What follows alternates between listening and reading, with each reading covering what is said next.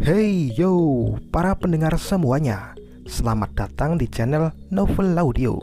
Dan mulai hari ini, channelnya Mimin akan ada intronya.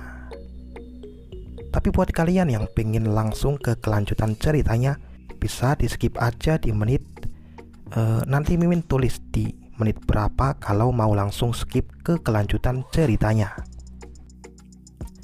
Seperti biasa, kali ini Mimin akan melanjutkan cerita Tubuh Suci Kuno. Di part kemarin, itu ada pertarungan yang cukup seru antara Xiao Chen dan Long Pichi, di mana saat di tengah pertarungan, Meng Yue datang untuk membantu Xiao Chen. Kemudian akhirnya Xiao Chen berhasil menembus jantung Long Pichi dengan memanfaatkan peluang dari Meng Yue. Tapi Long Pichi belum mati, bahkan setelah jantungnya tertusuk. Dengan tekadnya yang kuat, dia memeras semua energinya, lalu berhasil berubah menjadi naga sejati dan menyerang balik Xiao Chen, hingga Xiao Chen juga terluka cukup parah. Dan di saat-saat terakhir, Long Pichi berniat meletakkan dirinya dan membawa Xiao Chen mati bersamanya. Namun, sebuah sambaran petir tiba-tiba muncul dan menghentikan tindakan Long Pichi itu. Nah, siapa sebenarnya yang melancarkan petir itu? Dan bagaimana kelanjutannya? Langsung saja kita akan bahas di part kali ini. Dan selamat mendengarkan. Cerita berlanjut. Tepat saat Long Pichi akan meletakkan dirinya, jedwar, sebuah sambaran petir menghentikan tindakannya itu. Meng Yue terkejut saat melihat itu. Xiao Chen juga terkejut dengan kemunculan petir di depannya. Lalu sesosok tubuh yang ternyata adalah Chun Wanjie melangkah keluar dari sambaran petir tersebut. Chun Linglong yang masih bersembunyi di kegelapan juga memutuskan untuk menunjukkan dirinya setelah melihat Chun Wanjie bergerak. Sayang sekali, pemenangnya akan segera diputuskan. Kenapa kamu malah bergerak sekarang? Tanya Chun Linglong. Aku tidak bisa menahannya lagi. Kamu bisa melaporkan ini pada Tuan Muda. Aku akan bertanggung jawab sepenuhnya, jawab Chun Wanjie dengan tenang. Melihat siapa yang datang, Meng Yue menjadi sedikit gugup. Mungkinkah mereka dari keluarga Chun? Pikir Meng Yue di dalam hatinya. Setelah itu, Chun Linglong melompat ke depan Long Pichi dan berkata, "Mengapa kamu repot-repot melakukan ini? Bahkan jika kamu meletakkan dirimu dengan perlindungan wanita itu, bocah itu tidak akan mati." Chun Linglong melihat Long Pichi dengan tenang. "Tapi setidaknya aku bisa melukainya dengan parah dan menghancurkan tulang naga di sekitar," ujar Long Pichi. Dia kemudian bertanya, "Apakah kalian dari keluarga Chun?" Mendengar pertanyaan itu, Chun Wanjie berkata dengan tenang, "Aku Chun Wanjie dari keluarga Chun," katanya. Setelah mendengar nama itu, Long Pichi akhirnya mengerti. "Jadi begitu, kamu adalah urutan 5 keluarga Chun Wanjie," kata Long Pichi. Dia lalu melepaskan transformasi naga sejatinya dan berubah kembali menjadi bentuk manusia. "Apakah keluarga Chun juga tertarik dengan tulang leluhurku?" Long Pichi bertanya lagi. "Kami di sini untuk bocah itu. Dia ada di sisi yang berlawanan dengan kita," ucap Chun Wanjie. Meng Yue yang mendengar perkataan Chun Wanjie merasa terkejut. Apa yang terjadi? Kenapa keluarga Chun mencari Xiao Chen? Meng Yue bertanya-tanya di dalam hatinya. Saat itu Xiao Chen hanya mengatakan bahwa musuhnya memiliki latar belakang yang tidak biasa. Dia tidak pernah menyebutkan keluarga Jun. Jadi Meng Yue tidak tahu kalau musuh Xiao Chen itu ternyata berasal dari keluarga Jun. Tulang naga ini mengandung rune bawaan dari silsilah Changlongku, dan itu juga memiliki garis keturunan naga leluhur. Putra dewa keluarga Junmu pasti tidak mau melepaskan barang yang begitu bagus. Jadi kenapa kalian berpura-pura tidak peduli dengan tulang naga ini? Tanya Long Biji. Aku tidak mengatakan bahwa kita tidak tertarik dengan itu. Tulang naga supreme dan tulang naga kuno adalah harta yang langka, jadi tentu saja aku tergerak olehnya. Tapi keluarga Junku tidak akan pernah mengambil keuntungan dari bahaya orang lain. Kamu bisa membawa tulang naga ini sendiri. Keluarga Junku akan memusnahkan sulung cepat atau lambat. Saat itu, semua yang ada di sulungmu akan menjadi milik keluarga Junku. Jadi mengapa kita harus menggunakan cara tercela untuk mengincar gadis kecil sepertimu? Itu sungguh tindakan yang memalukan, kata Chun Wanjie dengan mata dingin sembari menyindir Xiao Chen. Mendengar itu, Xiao Chen melotot ke arah Chun Wanjie dengan marah. Sementara Long Biji malah tersenyum. Itu memang gaya keluarga Junmu. Sudahlah, kalian bisa mengambil tulang naga ini. Lagi pula, aku tidak bisa membawanya bersamaku sekarang. Hanya saja, bisakah kalian membantuku menampar wajah bocah itu dengan keras? Ucap Long Biji, yang mana dia kemudian duduk di tanah dengan lemah. Oke, aku setuju denganmu, kata Chun Wanjie. Dia lalu dengan cepat menghilang dari tempatnya, lalu muncul di depan Xiao Chen dan menampar wajahnya dengan keras. Tamparan. Xiao Chen ditampar dengan keras hingga wajahnya terpelintir, dan dia lalu terlempar jauh dan tersungkur di tanah. Xiao Chen, teriak Meng Yue, yang kemudian dia berlari menuju Xiao Chen. Anak dari keluarga Jun, apa yang sedang kamu lakukan? Tanya Meng Yue dengan marah. Kamu bertanya aku melakukan apa? Sebenarnya apa yang kita lakukan di sini? Tanya Chun Wanjie sambil menoleh ke arah Jun Linglong. Kamu tidak tahu? Bocah itu ingin mencaplok kerajaan Phoenix sebelumnya. Putri Bayu Er adalah temanku, jadi Tuan Muda memutuskan untuk membantu kerajaan Phoenix. Di luar dugaan, bocah itu malah menuduh Bayu Er berselingkuh dengan Tuan Muda. Jadi Tuan Muda marah dan memukulinya saat itu. Jun Linglong menjelaskan pada Chun Wanjie, dan ekspresinya berubah menjadi jijik. Dia benar-benar membuat rumor seperti itu. Sungguh tak tahu malu, ucap Chun Wanjie, yang mana ekspresinya juga menjadi jijik. Mendengar itu, Meng Yue merasa terkejut lagi. Tidak, kenapa itu berbeda dengan cerita yang aku dengar sebelumnya, pikir Meng Yue. Meng Yue, jangan dengarkan omong kosongnya. Jelas sekali, wanita tak tahu malu itulah yang mengkhianatiku. Kalian keluarga Jun lalu menindasku dan mengambil energi nagaku. Apakah setelah membuatku begitu menderita, kalian masih ingin mempermalukanku dan menargetkanku sekarang? Teriak Xiao Chen dengan marah. Dia kemudian memusatkan ki miliknya di kukunya yang tajam. Hanya urutan 5 tapi berani sombong. Cobalah terima seranganku ini jika berani, teriak Xiao Chen, yang mana dirinya lalu melesat ke arah Chun Wanjie dan menyerang menggunakan jurus Qinglong merobek langit.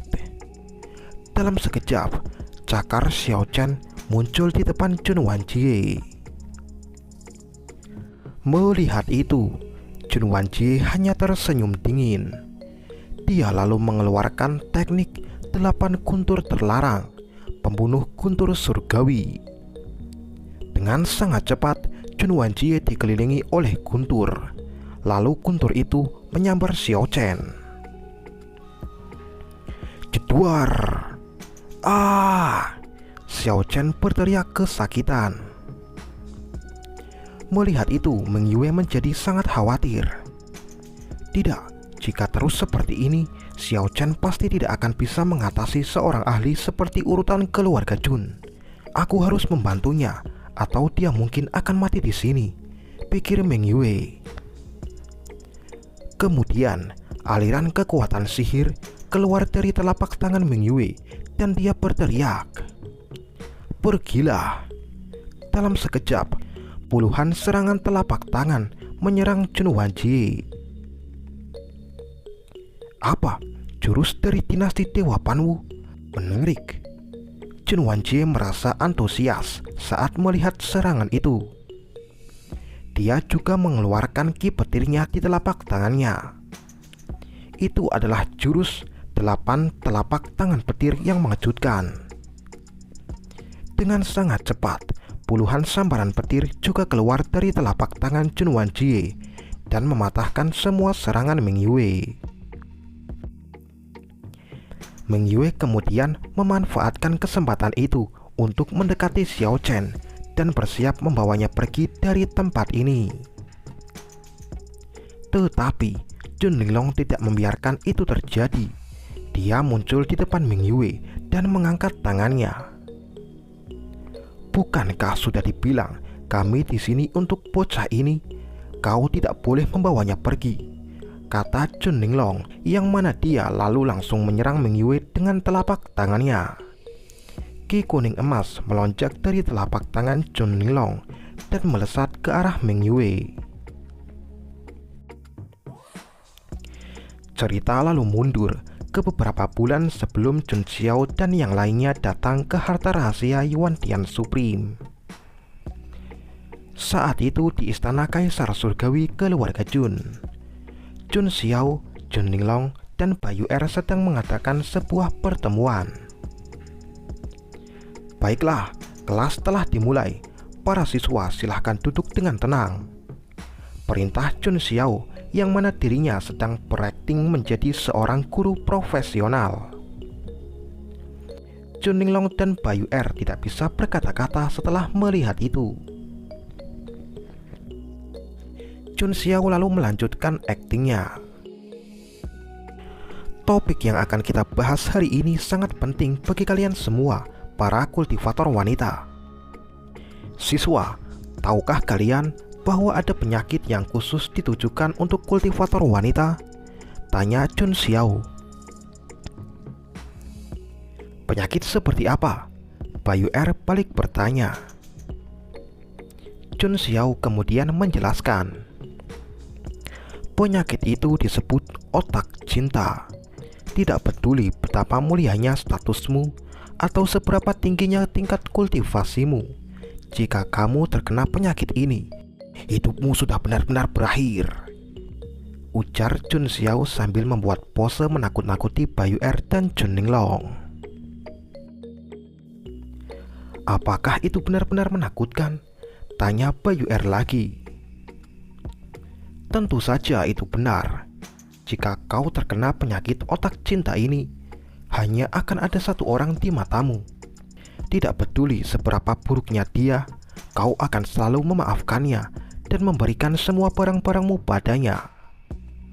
Kamu pikir dengan dirimu yang berbuat baik padanya, dia juga akan membalas kebaikanmu itu. Tapi kamu tidak tahu bahwa kamu hanyalah batu loncatan baginya. Dia akan memerasmu sampai kering. Bukankah ini adalah penyakit paling mematikan di dunia?" Chun Xiao menjelaskan dengan serius. "Guru, karena otak cinta sangat menakutkan, apakah ada cara untuk mengobatinya?" Bayu Er mengangkat tangannya dan bertanya, sembari mengikuti akting guru dan murid Chun Xiao itu. "Siswa bodoh, Bukankah sudah dibilang ini sangat menakutkan? Bagaimana bisa ada obatnya? Ingat, saat kalian bertemu dengan orang yang memiliki penyakit otak cinta ini, jika dia tidak menyinggungmu, hormati saja dia dan doakan yang terbaik untuknya. Tapi, jika dia menyinggungmu, hajar saja dia dan bersikaplah lebih kejam. Jika terjadi sesuatu, panggil saja aku, ujar Jun Xiao dengan percaya diri. Kembali ke pertarungan saat ini. Setelah menerima serangan Jun Linglong, kerudung yang menutupi Ming Yue terlepas. Ming Yue terdorong mundur beberapa langkah hingga meninggalkan bekas di tanah. Melihat itu, Jun Linglong merasa kebingungan. Ini aneh, seharusnya dia bisa menghindari seranganku, tapi dia malah menerimanya. Dia bahkan tidak lupa melemparkan bocah itu ke tempat aman. Apakah dia bersedia dipukuli untuk melindungi bocah itu? Aku masih tidak yakin. Kalau begitu, aku akan mencobanya lagi. Setelah memikirkan itu di dalam hatinya, Jun Linglong bersiap melancarkan serangannya lagi. Ki kuning emas melonjak di sekitar tubuhnya. Dengan secepat kilat, Jun Linglong melesat menuju Xiao Chen. Ming Yue yang melihat itu menggertakkan giginya. Dia juga melesat ke arah Xiao Chen untuk melindunginya. Tapi saat mereka berdua sampai di dekat Xiao Chen, Jun Linglong mengubah target serangannya dan langsung melancarkan tendangan kuat ke arah Ming Yue. Ming Yue tidak sempat mengelak. Bam! Ming Yue kembali menerima serangan Jun Linglong dan terdorong mundur hingga menabrak dinding kuat dengan keras.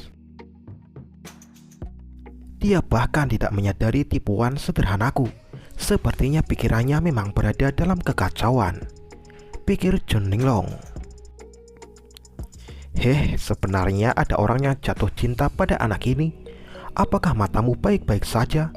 Tanya Jun Linglong sembari tersenyum sinis. Apa katamu? Ming Yue menjadi marah. Namun saat Ming Yue akan bergerak menyerang Jun Linglong karena kemarahan, Xiao Chen berteriak, Ming Yue menyingkirlah. Setelah mengatakan itu, Xiao Chen menyilangkan jarinya dan mengeluarkan jurus King Long menindas iblis. Dengan sekejap mata, sebuah bayangan naga biru besar muncul di atas Jun Linglong. Pergilah ke neraka. Dengan teriakan Xiao Chen itu, naga biru besar itu jatuh ke arah Jun Linglong. Jun Linglong tahu dirinya tidak akan bisa menghindari serangan itu, tapi dia tidak panik. Jun Linglong tahu akan ada orang yang membantunya. Benar saja, jebuar. Dengan sambaran petir yang kuat, bayangan naga biru itu langsung hancur menjadi butiran cahaya. Dan Chun Wan-jie pun muncul di samping Jun Linglong. Tidak mungkin. Xiao Chen merasa tidak percaya bahwa serangannya dihancurkan dengan begitu mudah. Sepertinya kau sangat suka bermain serangan diam-diam, Chun Wan-jie berkata dengan dingin. Dia lalu menguatkan pijakannya dan dengan secepat guntur yang menyambar, tangan Chun Wan-jie langsung muncul di depan Xiao Chen. Bam! Chun Wan-jie menghantamkan kepala Xiao Chen ke dinding batu, lalu menyeretnya hingga meninggalkan bekas lubang yang dalam. Dia kemudian melemparkan Xiao Chen ke tanah dengan keras. Xiao Chen! Teriak Ming Yue dengan panik. Jun Linglong lalu melihat ke arah Ming Yue dan berkata, jurus telapak tanganmu itu sepertinya adalah Hun Yuan Sanso. Kamu pasti gadis bangsawan dari dinasti Dewa Panwu. Pantas saja bocah itu mendekatimu, ucap Jun Linglong sambil tersenyum tipis. Diam, berhentilah menghina Xiao Chen. Kebaikannya padaku jelas bukan karena identitasku. Jangan merusak persahabatan kita dengan pikiran kotormu itu, ujar Ming Yue dengan tegas. Mendengar perkataan Ming Yue, akhirnya Chun Linglong tersadar. Tidak mungkin, benarkah memang ada penyakit otak cinta di dunia ini? Chun Linglong sangat sulit mempercayai hal itu. Dia kemudian menenangkan dirinya dan bertanya pada Ming Yue, kamu bilang bocah itu baik padamu bukan karena identitasmu, tapi tahukah kamu siapa yang dia provokasi? Tanya Chun Linglong. Musuh Xiao Chen itu pasti tidak lebih dari tuan muda dari keluarga Jun, jawab Ming Yue sambil menggertakkan giginya. Itu memang benar, tapi tahukah kamu bahwa tuan mudaku itu adalah urutan 0 sekaligus putra dewa dari keluarga Jun, Jun Xiao, ujar Chun Linglong. Mendengar itu, Ming Yue sangat terkejut.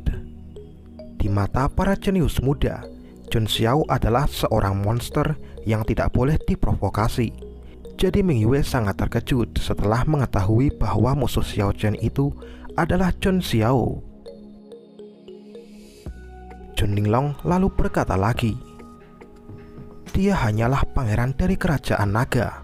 Sekalipun menghabiskan seluruh hidupnya, dia tidak akan bisa menyentuh punggung Tuan Putra Dewa. Dinasti Dewa Panwu itu batu loncatan yang bagus. Meskipun aku dicampakkan oleh Bayu Er, aku bertemu seseorang yang lebih baik darinya. Itu pasti akan menghasilkan banyak keuntungan. Aku kira bocah itu pasti memiliki pikiran seperti itu. Chun Linglong berkata lagi dengan tenang. Tidak, itu tidak mungkin. Ming Yue masih tetap pada pendiriannya dan percaya pada Xiao Chen. Tepat setelah itu, tangan Chun Linglong terulur dan dia lalu memegang pipi Ming Yue sembari berkata, jika nanti kamu tidak bisa membantunya menghadapi tuan muda, akankah dia juga akan menyebutmu wanita tak tahu malu dan menebar rumor buruk di mana-mana? Chun Linglong tertawa sinis. Diam! Teriak Xiao Chen dengan marah. Dalam kemarahannya itu, Xiao Chen berkata pada Tuan Qinglong di pikirannya, leluhur, tolong ambil tindakan dan bunuh para bajingan dari keluarga Jun ini, kata Xiao Chen. Tuan Qinglong tidak segera menanggapi Xiao Chen. Dia malah melihat ke atasnya. Tuan Qinglong menyadari bahwa para tetua di luar sedang menonton kejadian di sini dengan cermin langit. Jika dirinya bertindak, para tetua itu pasti akan menyadari kehadirannya di sini. Tuan Qinglong hanya bisa menghela napas. Sayangnya Xiao Chen, jika kamu tidak terlalu paranoid dan bersikeras membunuh gadis sulung itu, aku bisa saja membawamu pergi. Kamu hanya bisa mengandalkan dirimu sendiri sekarang, ucap Tuan Qinglong. Mendengar itu, Xiao Chen menjadi panik. Tapi sebelum dia bisa memikirkan apapun, rambutnya dicengkram oleh Chen Wanjie ke atas hingga kakinya melayang dari tanah. Bocah ini sangat menyebalkan. Bisakah aku membunuhnya saja? Tanya Chen Wanjie dengan dingin. Berhenti, kamu tidak boleh membunuhnya, teriak Ming Yue. Mendengar teriakan itu, Chen Wanjie meliriknya dengan mata tajam. Lalu, jeduar, sebuah sambaran petir menyambar Ming Yue. Jaga kata-katamu gadis kecil. Aku tidak akan menunjukkan belas kasihan bahkan jika kamu adalah seorang wanita. Apakah dinasti Dewa Panwu bertekad menjadi musuh keluarga Jun hanya karena bocah ini? Kata Chen Wanjie dengan ekspresi dingin.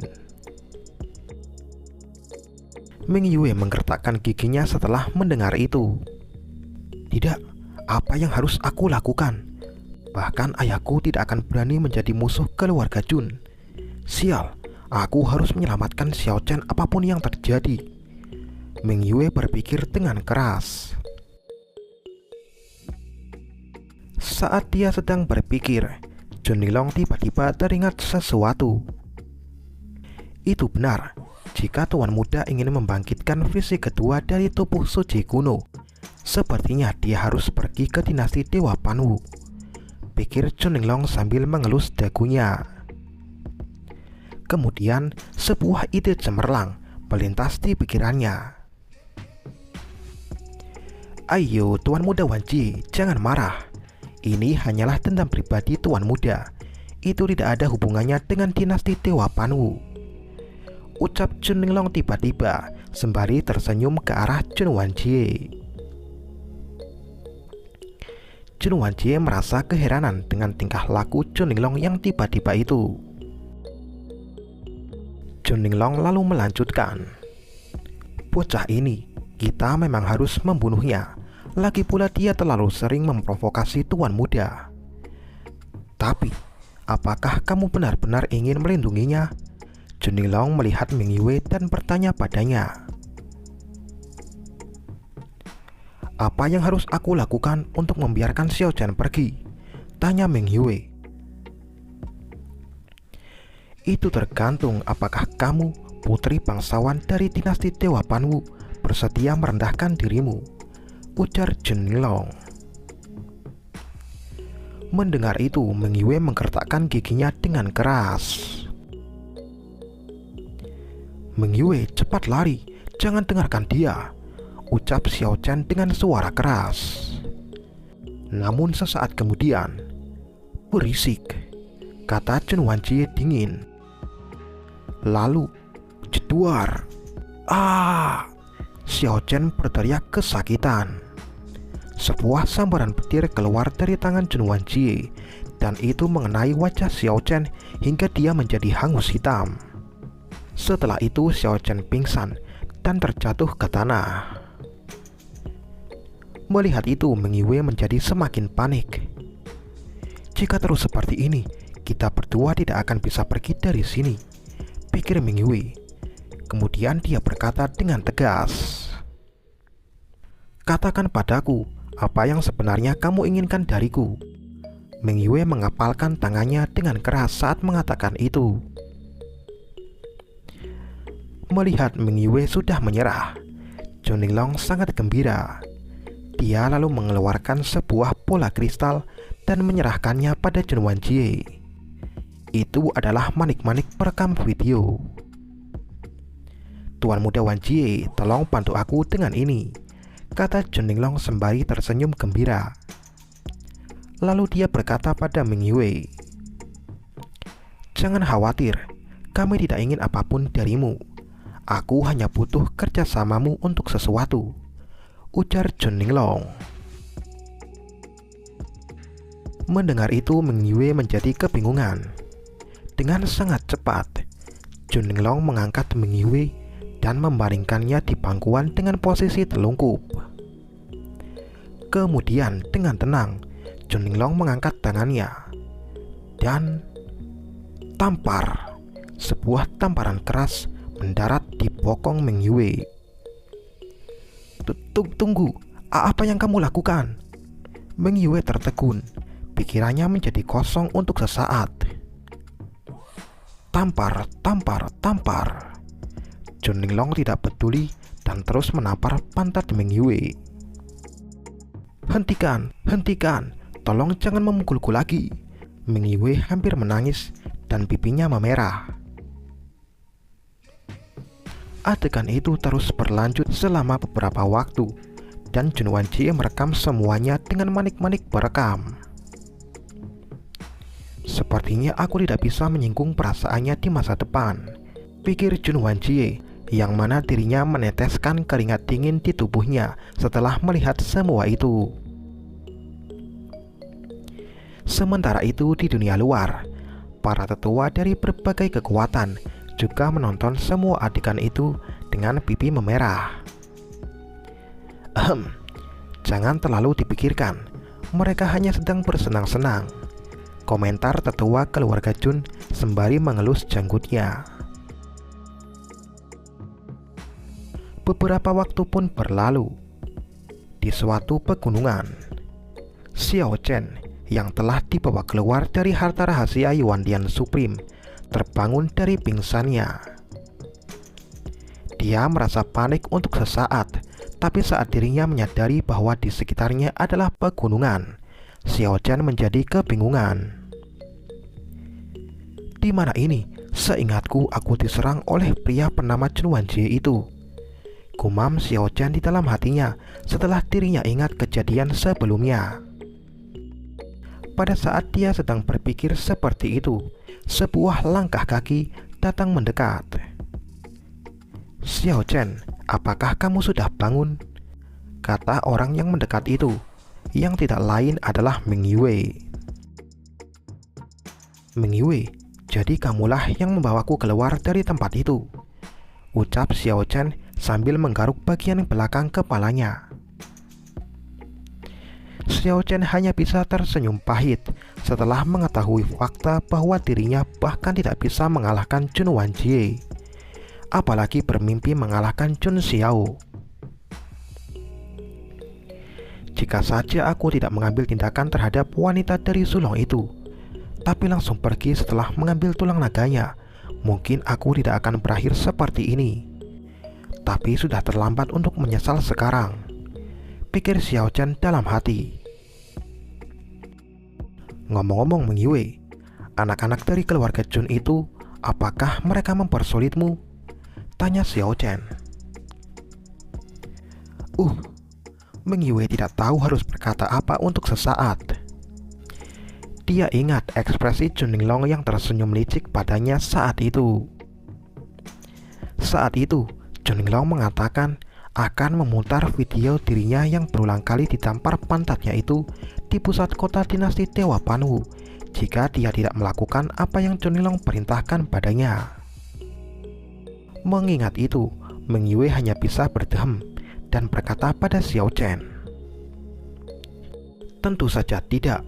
Saat aku mengungkapkan identitasku sebagai putri tertua dinasti Dewa Panwu, mereka tidak berani macam-macam lagi padaku dan membiarkan kita pergi," kata Meng Yue dengan percaya diri. "Itu bagus," ujar Xiao Chen yang merasa lega. Kemudian Meng Yue terdiam sejenak sebelum berkata, "Xiao Chen, aku tidak bisa lagi bersamamu mulai sekarang."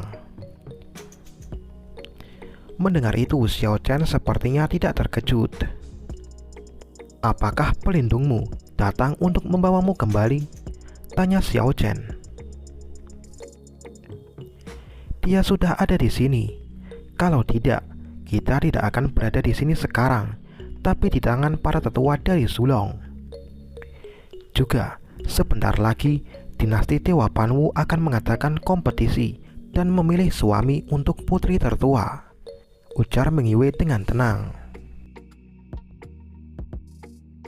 Mendengar itu, Xiao Chen terdiam sejenak sebelum berkata, "Jangan khawatir Meng Yue, aku pasti akan datang dan mengalahkan semua orang, lalu menikahimu dengan bermartabat.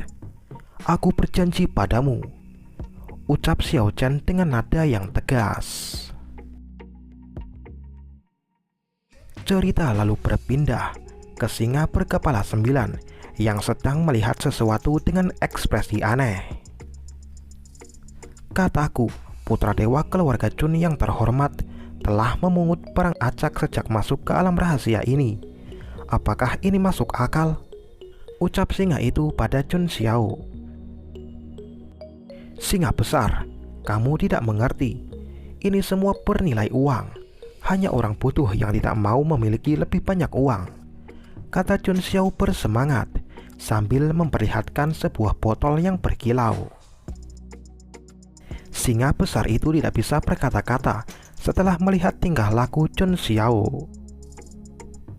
Sedangkan Jiang Zhengyi, jiwa keibuannya malah keluar.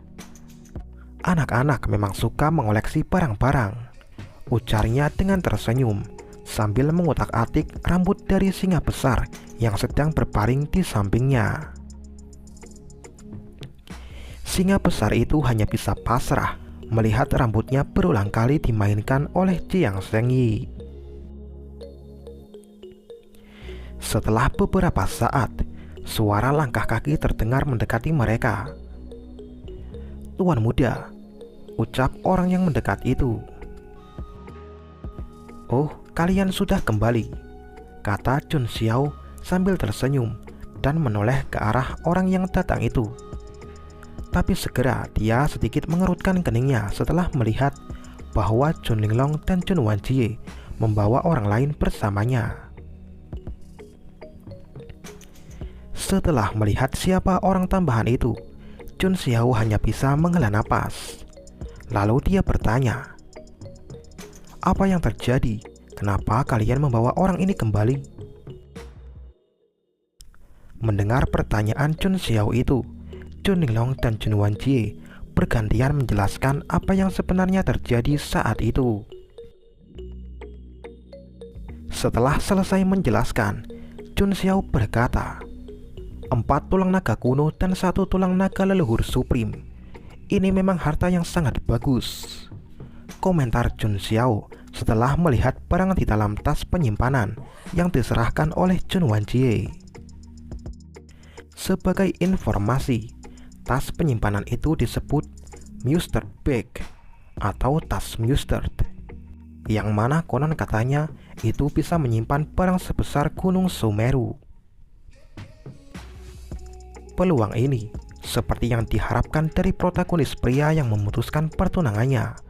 Keberuntungannya memang cukup tinggi, pikir Chun Xiao di dalam hatinya. Saat Chun Xiao sedang berpikir, Chun Wanjie menyela pikirannya itu. "Tuan muda, aku tahu tuan muda tidak akan menyukai ini, tapi aku tidak bisa membiarkannya mati begitu saja. Jika tuan muda ingin menghukumku, aku akan menerimanya," kata Chun Wanjie dengan hormat sembari menangkupkan tinjunya. Mendengar perkataan Chun Wanjie, Chun Xiao tiba-tiba mengerti. "Kakak klan Wanjie, sepertinya gadis ini mirip dengan adikmu ya?" ucap Chun Xiao sambil menunjukkan ekspresi apa ini guys? "Oh," ucap Chun Xiao dengan ekspresi yang terlihat menjengkelkan. Melihat itu, Chun Wanjie dengan sekuat tenaga menahan diri untuk tidak memukul wajah Chun Xiao yang menjengkelkan itu. Setelah itu Chun Xiao berjalan untuk melihat Long Pichi dengan lebih dekat. Dia lalu mengambil tali emas yang masih ada di tubuh Long Pichi. "Tali emas apa ini?" tanya Chun Xiao. Kali ini Chun Linglong yang menjawab pertanyaan Chun Xiao itu. Itu tampaknya merupakan senjata ajaib yang bisa mengikat semua energi sihir seseorang untuk sementara waktu. Xiao Chen menggunakan senjata ajaib ini untuk menyerang gadis ini secara diam-diam, ujar Chun Linglong. "Oh, barang bagus. Ini milikku sekarang." Chun Xiao tersenyum senang sembari menyimpan tali emas itu di dalam tas penyimpanan. Chun Xiao kemudian mengamati Long Pichi lagi. Anak ini, dia masih bisa hidup sampai sekarang, bahkan setelah jantungnya tertusuk. Fisik klan naga memang luar biasa, gumam Chun Xiao dalam hati. "Untungnya kebetulan aku memiliki jantung naga di sini." Chun Xiao lalu mengeluarkan sebuah jantung yang masih memancarkan energinya. Melihat jantung itu, Chun Linglong teringat anak dari Zulong yang datang memprovokasi di perjamuan 10 tahun Chun Xiao saat itu. Jantung itu diambil darinya. Cerita lalu berpindah lagi ke sebuah tempat yang tidak diketahui. "Di mana ini? Kenapa sangat gelap dimanapun?" kata seseorang yang sedang berjalan tanpa arah. Setelah berjalan beberapa waktu, orang itu melihat cahaya di depannya. Dia lalu menuju ke arah cahaya itu. Orang itu yang ternyata adalah Long Pichi kemudian melihat lautan bunga yang sangat indah di depannya. Long Pici lalu berjalan ke tengah lautan bunga itu. Dia kemudian mendengar suara air mengalir, lalu dia bergegas ke arah suara air itu. Setelah sampai di sana, Long Pici melihat sebuah jembatan di atas sungai yang luas dan bongkahan batu di sekitarnya. Sebagai informasi, jembatan itu disebut Jembatan Naihe, yang diketahui merupakan pintu masuk dan keluar dunia bawah atau neraka. Sedangkan batu itu disebut Batu Sanseng, di mana tidak ada benar atau salah di depan batu ini. Dan di ujung jembatan akan ada Mengpo yang berfungsi menghapus ingatan dari jiwa-jiwa yang akan bereinkarnasi. Setelah melihat jembatan itu, Meng Yue bergumam, "Jadi begitu, aku sudah mati sekarang."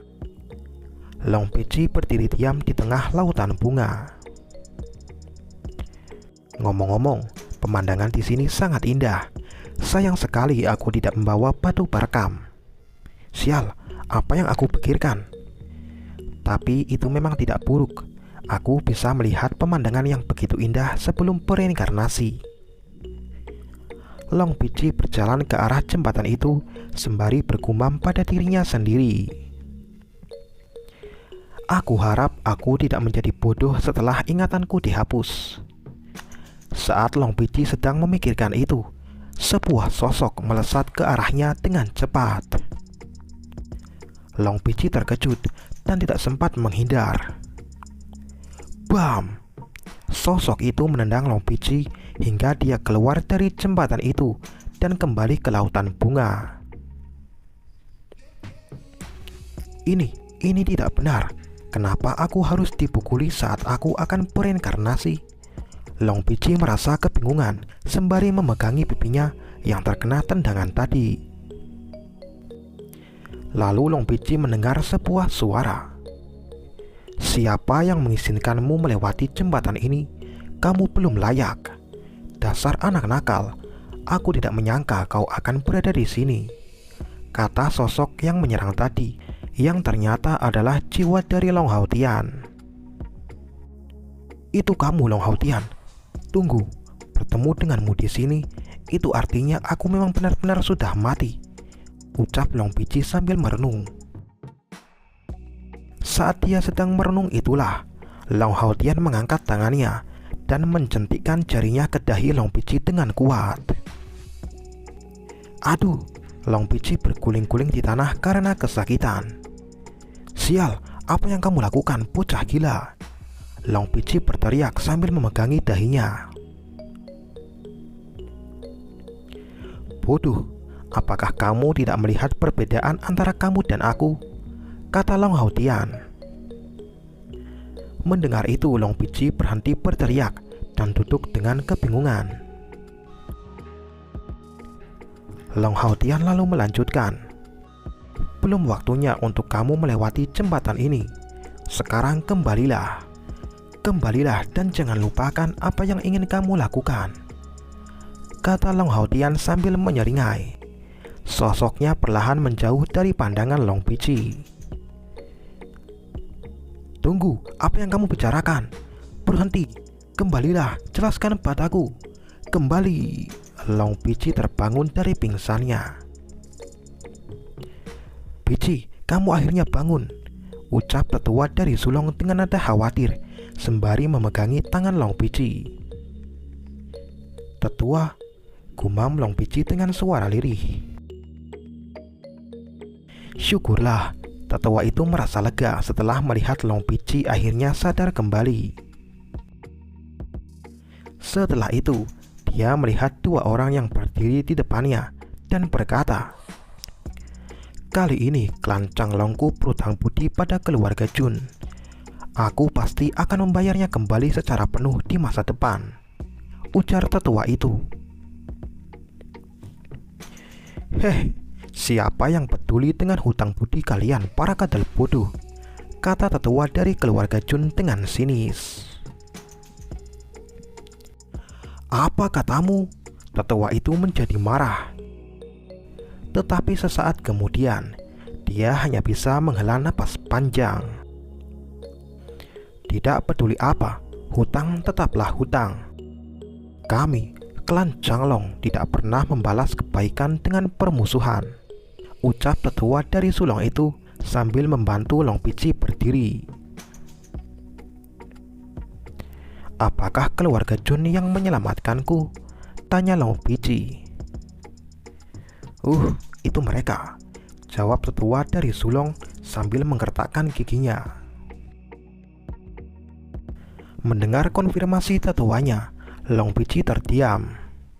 Tapi pada akhirnya dia menangkupkan tinjunya dan berkata pada Jun Linglong yang berdiri di samping tetua keluarga Jun. Maaf guys, sudah serak. Terima kasih, ucap Long Pici sambil sedikit membungkuk. Bukan aku yang menyelamatkanmu, aku hanya diperintahkan untuk mengerimu keluar. Juga, meskipun kamu mendapatkan jantung baru, akan sulit bagimu untuk berkultivasi seperti sebelumnya. Lagi pula itu bukan jantungmu sendiri. Dengan kata lain, kamu sekarang setara dengan orang yang tidak berguna, kata Jun Linglong dengan tenang. Mendengar itu, Long Pici teringat kata-kata terakhir Long Haotian dan kemudian tersenyum. Tidak masalah, bagiku ini mungkin akhir yang terbaik, ucap Long Pici sembari melihat ke atas langit. Dan cerita kali ini pun berakhir. Oke, itu aja untuk part kali ini. Kita akan lanjutkan lagi di hari Minggu seperti biasa. Buat kalian yang request untuk sering-sering upload, maaf banget ya karena Mimin masih banyak kerjaan di luar bikin konten. Tapi Mimin bakal usahain untuk tetap konsisten buat upload video 2 kali seminggu, yaitu di hari Kamis sama hari Minggu. Oke, itu aja. Sampai jumpa di video berikutnya dan bye.